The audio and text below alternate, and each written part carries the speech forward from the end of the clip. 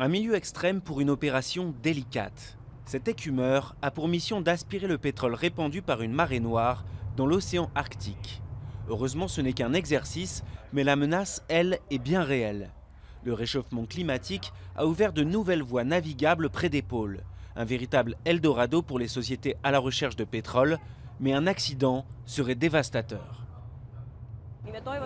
Nous espérons aujourd'hui que si nous plaçons le navire dans une position particulière par rapport au champ de glace et mettons en marche les hélices, le liquide coloré ou le pétrole dans une situation réelle coulera comme prévu vers les hélices. C'est ça la question brûlante. Est-ce que ça va marcher ?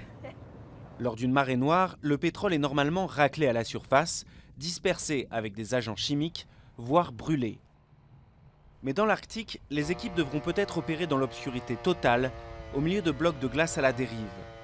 Et le liquide noir et gluant pourrait se mélanger à la glace broyée par le navire.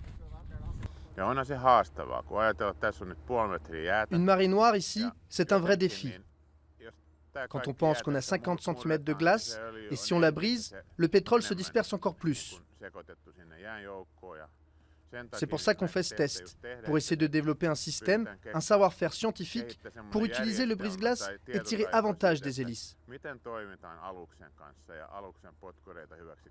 Le brise-glace procède en poussant d'énormes blocs gelés sous l'eau, faisant ainsi remonter le pétrole à la surface avant de l'aspirer. Ça a l'air de s'être bien passé. Nous allons analyser les résultats et d'ici un mois, nous aurons une idée plus claire. Et le temps presse pour la recherche finlandaise. Cet exercice se déroule dans la mer Baltique, que plus de 350 000 navires traversent chaque année.